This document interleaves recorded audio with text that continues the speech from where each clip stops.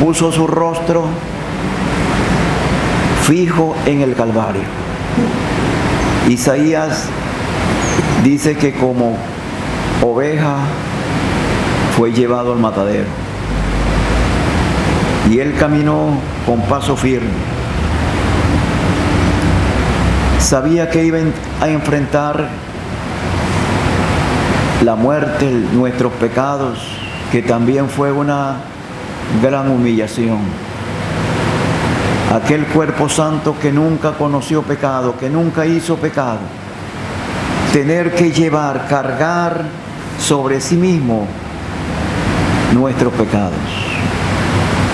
Así que yo veo aquí, hermanos, qué serenidad, qué paciencia, qué amor tan grande lo que lo impulsó a ir a la cruz, pero quería reunirse con los suyos. Quería mostrarles su afecto, su amor y pasar un momento a solas con ellos. ¿Cuánto he deseado comer con vosotros esta Pascua? Y aquí está su puntualidad. Cuando llegó la hora, se sentó a la mesa y con él los apóstoles. Ella está una figura de una asamblea, reunidos en torno a él, rodeándole a él. Su amor, su puntualidad. Y esta es una lección para nosotros. En capítulo 4 de este mismo evangelio, vino a la sinagoga conforme a su costumbre. Había un hábito formado en él de ir a la casa de Dios. Y cuando tenía 12 años fue al templo y se quedó allí en el templo. ¿Por qué? Seguramente le llamó la atención, es la casa de Dios. Le llamó la atención la instrucción, la enseñanza de los mayores. Y se quedó en medio de los doctores, de los grandes rabinos de aquel entonces. Pero su perseverancia en ir a la sinagoga, y aquí encontramos su puntualidad.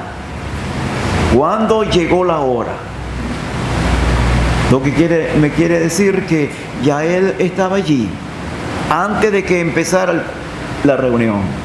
Ya él estaba allí. Es un ejemplo para nosotros, los hermanos que se van a congregar aquí y celebrar la cena del Señor, y en cada culto que se va a celebrar, seguir este ejemplo. Cuando llegó la hora. Y no quisiera exhortar, no quisiera, pero hay hermanos que viven cerca del local y son los últimos que llegan.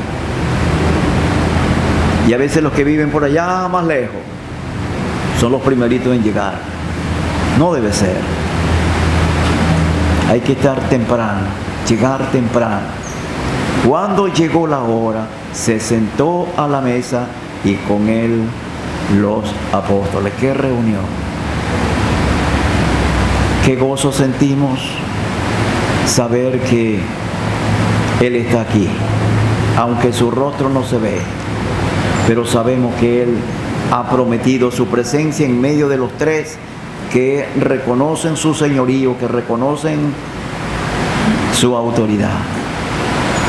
Así que lo que nos mueve, lo que nos estimula venir, es que Él está aquí. No lo podemos ver. Es imposible verle y quedar con la vista buena. Sucedería como Saulo de Tarso a pleno mediodía. El Señor resucitado y glorificado se presentó a Saulo de Tarso y él cayó al suelo ciego. Si el Señor en todo su esplendor se presenta aquí, nosotros no podemos verle. Nos sucedería como el apóstol Juan en la isla de Patmos, que cayó al suelo como muerto. ¿Por qué? Porque después que el Señor resucitó y ascendió a los cielos y fue glorificado, nosotros ya no podemos verle. Así no. ¿Cómo es que le esperamos ver? Porque nuestros cuerpos van a ser transformados, cambiados en cuerpos semejantes al cuerpo de la gloria suya. Ahora somos hijos y aún no se ha manifestado lo que hemos de ser, pero sabemos que cuando Él venga, cuando Él se manifiesta, seremos semejantes a Él, porque le veremos tal como Él es. ¿Y cómo es Él? Bueno, así como lo vio Pedro y Juan y Jacobo allá en el monte de la transfiguración, allí el Señor se transfiguró y estaba anticipándoles, adelantándoles a ellos lo que es Él hoy, lo que será por toda la eternidad, lo que será Él en el milenio. Así que para nosotros llegar a verle, nuestros cuerpos serán transformados en cuerpos inmortalizados, incorruptibles, para poder verle. Pero hoy le vemos por la fe. Amén.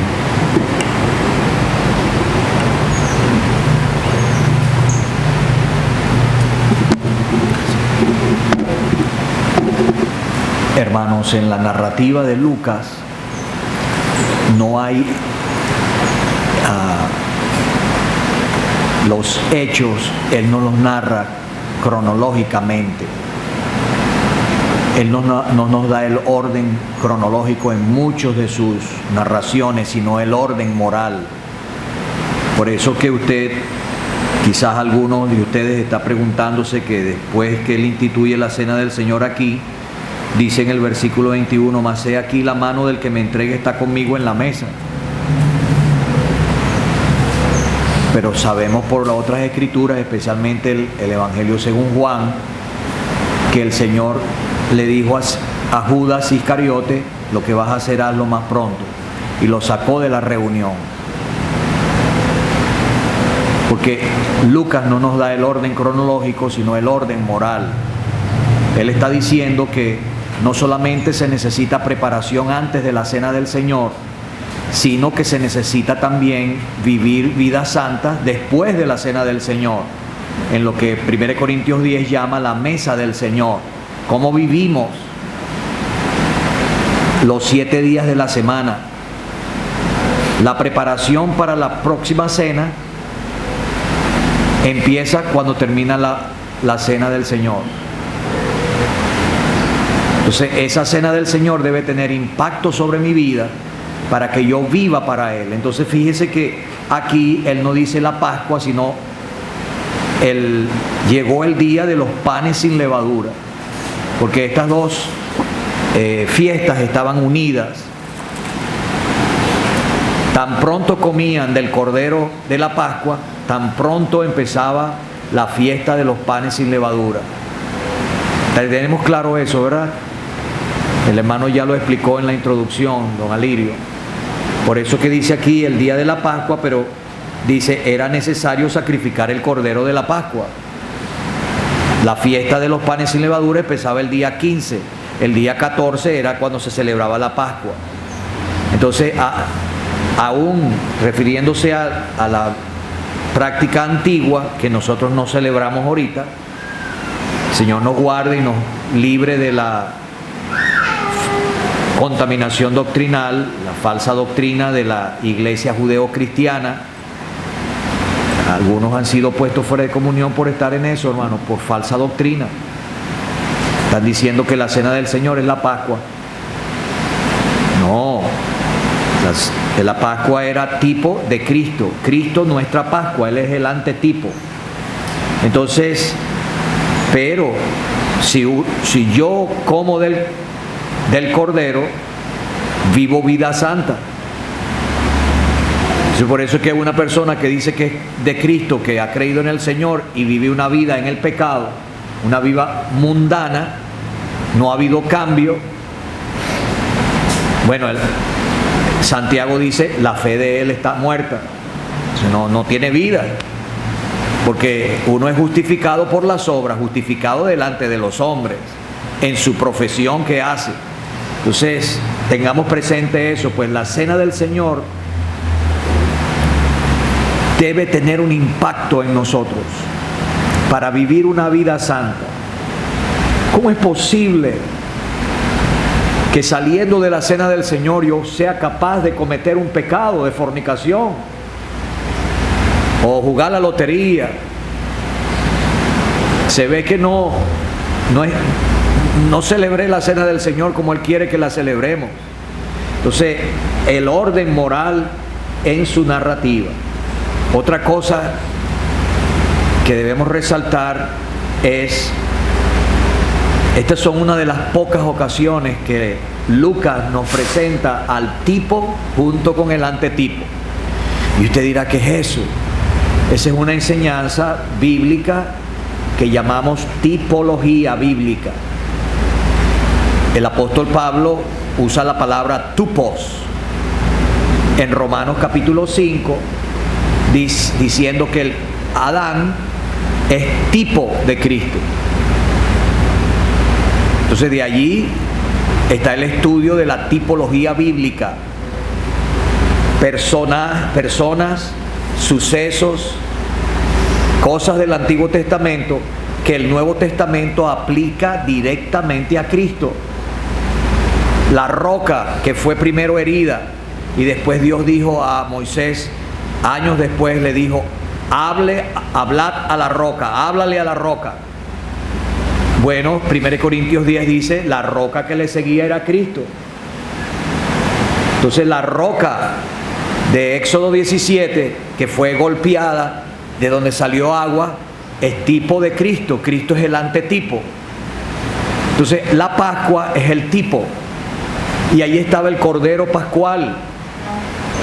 Ese es el tipo. Y el antetipo estaba sentado allí. Eso pasó también cuando él fue consagrado como primogénito de María. Ella trajo sacrificios que Dios exigía, pero todos esos sacrificios eran tipo, sombra de Cristo. Y ahí estaba el tipo y el antetipo juntos. ¿Cómo sería eso? Ese cordero no podía ser quebrantado ni uno de sus huesos, porque lo que representa quebrar huesos es que nosotros en el pecado tenemos una voluntad en contra de Dios, pero Él no tenía que ser quebrantado, porque el hacer la voluntad de Dios era su placer, su deleite. Entonces Dios dijo, no quebraréis huesos suyos, y eso se cumplió en la cruz. La idea era quebrar las piernas hasta de él también para acelerar su muerte, pero ya él había muerto. Entonces un soldado traspasó su costado, porque también la Biblia habla de eso. Entonces, ¿cómo sería el Señor contemplando eso? El cordero de la Pascua tenía que ser asado al fuego, no sancochado.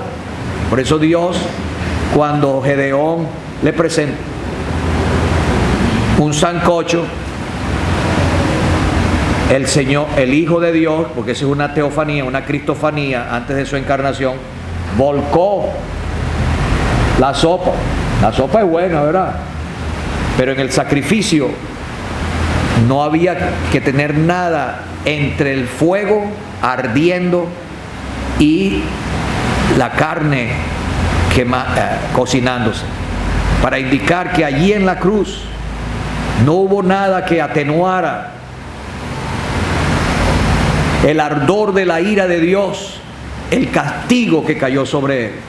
Cuando él lo iban a crucificar, había mujeres piadosas, misericordiosas, que preparaban una pócima para dopar a los que iban a ser crucificados, para que no sufrieran tanto, no sintieran tanto el dolor. Pero cuando él lo probó, él no lo tomó.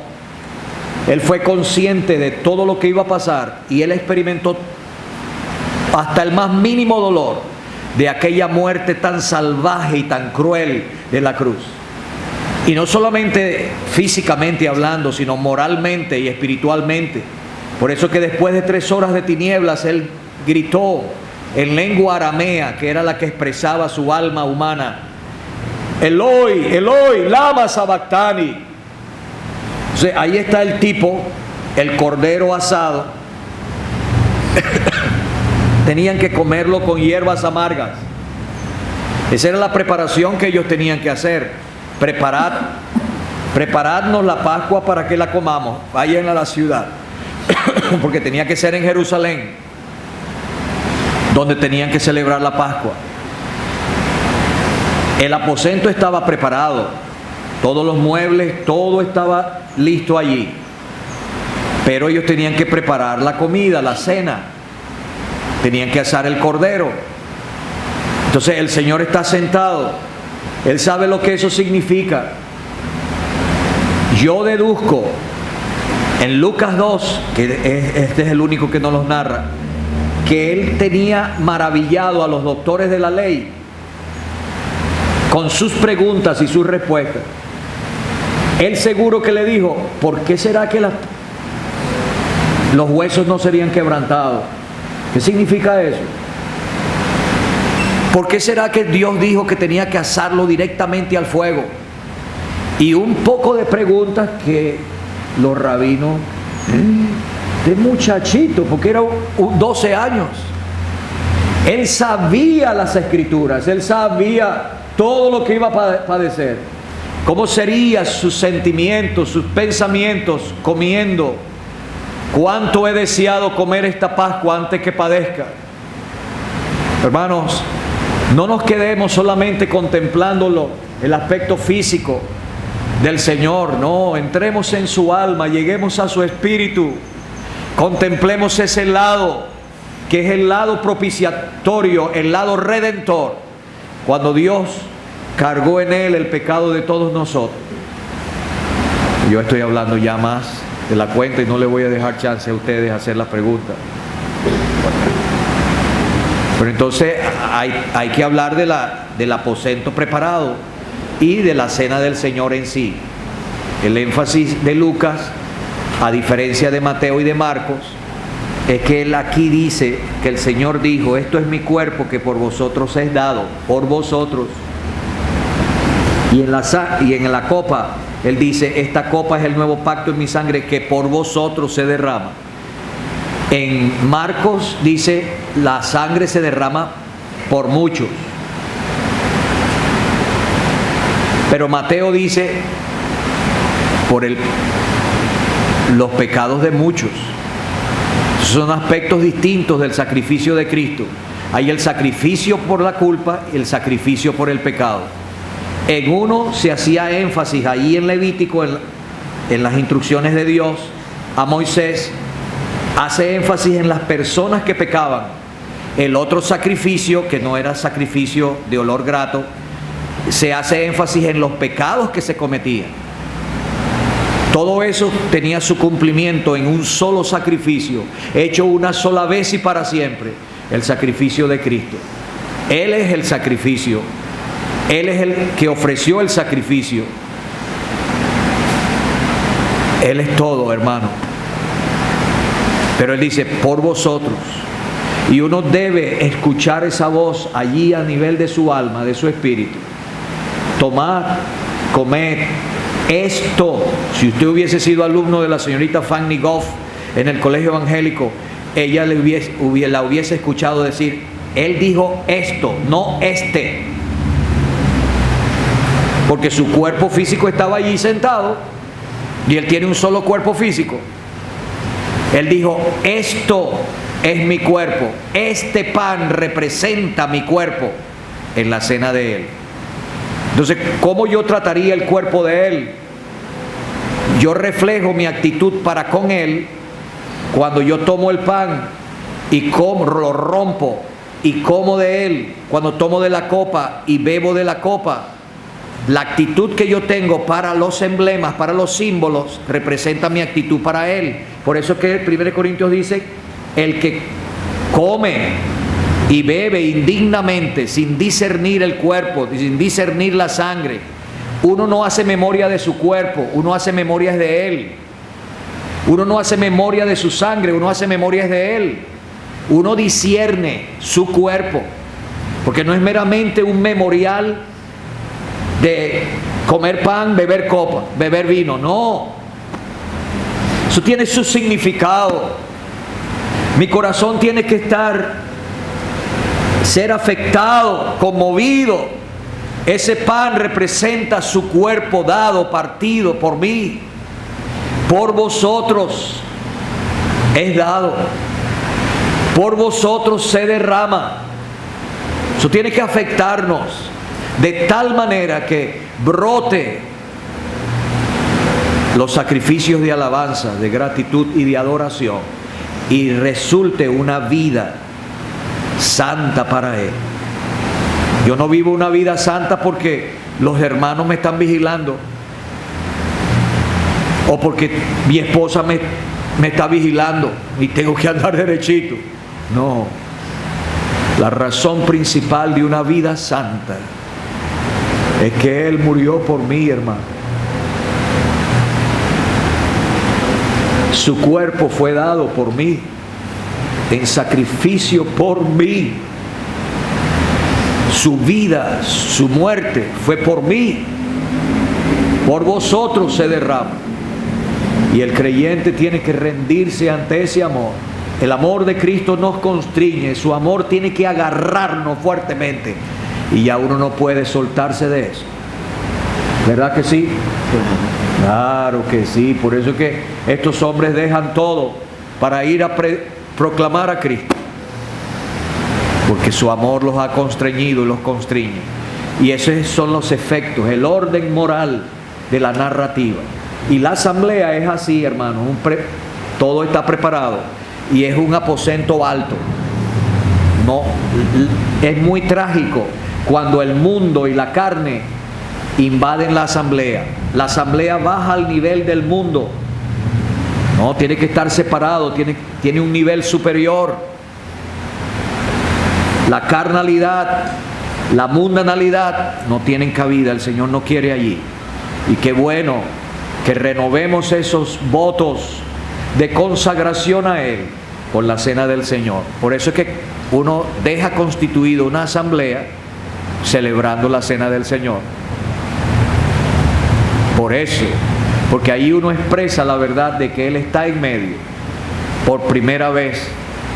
Ojalá que si el Señor no viene tengamos ese privilegio, porque yo me puedo ir para el cielo ahorita mismo. Uno no sabe cuándo va a morirse, ¿verdad? Uno está esperando al Señor. En los evangelios el Señor tiene en vista no la venida de Él para arrebatar a su iglesia, que es lo que está en vista en 1 Corintios, como usted dijo. El Señor allí celebrando la cena tiene en vista es más allá del rapto de la iglesia cuando Él venga en su gloria.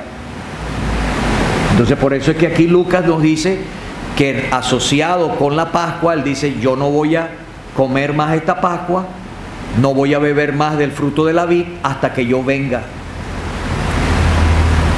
Porque en el templo en Jerusalén, en el reino milenario, van a celebrar la Pascua en recuerdo del sacrificio de Él en la cruz. ¿Cómo se celebra ahora la cena? ¿Cómo se celebra ahora la cena? Solo que nosotros no tenemos ritual. Señor nos guarde, hermano, de mantener la sencillez. Ese es un culto sencillo. Que Dios nos guarde del ceremonialismo. Y explique que no estamos ofreciendo un sacrificio con el... no, ok, es los católicos romanos, pero eso es paganismo. Dice que el sacrificio de la misa, Cristo vuelve a morir, no mastiques la hostia porque vas a estar mordiéndole el cuerpo a Cristo. ¡Qué barbaridad! Es una falsa doctrina. Los protestantes dicen: no es verdad que la hostia se convierte en el cuerpo de Cristo y el vino se convierte en la sangre de Cristo. Él no vuelve a morir, pero ese es pan, pero el cuerpo de Cristo está allí.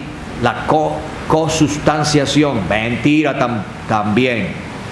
Los católicos, transustanciación. Ajá, los católicos enseñan la transustanciación. Ustedes fueron católicos, ¿verdad? Antes de ser salvos. Yo nunca fui católico, pues, pero como que no conocen, menos mal. Murieron a esa religión. Pero hermanos, aquí tenemos una reunión sencilla. Mantengamos la sencillez. Don Eduardo Fairfield, él enseñó una vez: los que reparten el pan, reparten la copa en la cena del Señor, no participen en la mesa. Es decir, no vayan a romper el pan estando ya el pan en la mesa y la coman el pan o beban de la copa cuando ya está terminando. No, hágalo por otro lado, porque usted está dando la apariencia del ministro ordenado que está oficiando en el altar. Pero como él venía de una organización protestante, la iglesia oficial, el ministro, eso no celebran eso si no está un ministro ordenado, un reverendo presente. No, hermano, ese es sencillo. El Señor nos guarde, pero es muy solemne porque es la cena del Señor. Y debemos comer y beber dignamente, participar dignamente. No lo perdamos de vista. La palabra allí, memoria, no es la otra que se traduce memoria, que significa memorial. El hecho de recordar. No, aquí la palabra memoria, que es asociada con la cena del Señor, es lo que se recuerda. Haced esto en memoria de mí. La cena del Señor es memoria de Él. Yo tengo que traer a mi mente y a mi corazón a Él. Y por eso que en la cena del Señor uno hace un recuento desde la eternidad. Bueno, uno habla así para medio comprender lo que es la eternidad, porque la eternidad no tiene pasado, ni presente, ni futuro. Pero la eternidad, desde la eternidad y hasta la eternidad, su venida aquí, su muerte, su encarnación, su perfecta humanidad, su muerte en la cruz, su resurrección, su ascensión, su glorificación, su regreso, y uno está haciendo memorias de Él. Pero en la cena del Señor uno tiene que ir a la cruz, porque su cuerpo representa su cuerpo, el pan representa su cuerpo dado, partido, los sufrimientos de la cruz. ¿Por qué son dos? ¿Por qué están separados? Bueno, son dos. El Señor no usó uno solo, sino usó un pan, usó una copa. ¿Por qué son dos? ¿Y por qué están separados? Creo que 1 Corintios 10 lo dice, ¿verdad? No, digo, creo que 1 Corintios 10 lo dice. Ajá. Pero eso es suyo, usted es el que tiene la idea. Yo era pequeño y don Santiago Savory llegó al estudio bíblico y a don Santiago Savory le dieron para hablar. Cuando quedaba 5 minutos, dijo, bueno, quedan 5 minutos para alguna pregunta. Habló todo el tiempo, pero yo no soy don Santiago Savory, perdónenme que yo hablé más de la cuenta, hermano, perdónenme. Pero son dos y están separados, porque si solamente hubiese sido la copa que representa su sangre, sangre fuera del cuerpo, ¿qué significa? Muerte. La vida del cuerpo en la sangre está, dice la palabra de Dios. Pero el Señor no solamente quiere que recordemos que Él murió, Él quiere que recordemos cuánto padeció cuando murió. Y por eso Él tomó pan, dio gracias, lo rompió y dijo, tomad, comed, esto es mi cuerpo que por vosotros es partido. Entonces la palabra de Dios no solamente dice que Él murió, sino Cristo padeció. Y la palabra ahí en 1 Pedro 3:18 es que fue sobrepasado, sobrecogido de los padecimientos, tanto que Él padeció. Y eso tiene que estar discernido en mi mente, en mi corazón, cuando estoy en la cena del Señor. ¿Cuánto padeció Él, hermano? Y solo fue en la cruz, cuando Él murió, que su sangre quedó separada del cuerpo. No tiene que llegar allí. Y por la eternidad vamos a tener presente su sacrificio, porque el Cordero es como inmolado que Juan vio en medio del trono parado, yo vi un cordero como inmolado, todavía tiene las heridas de la cruz. No son cicatrices. No, no son cicatrices, son heridas. Yo tengo una cicatriz aquí y cicatrices por aquí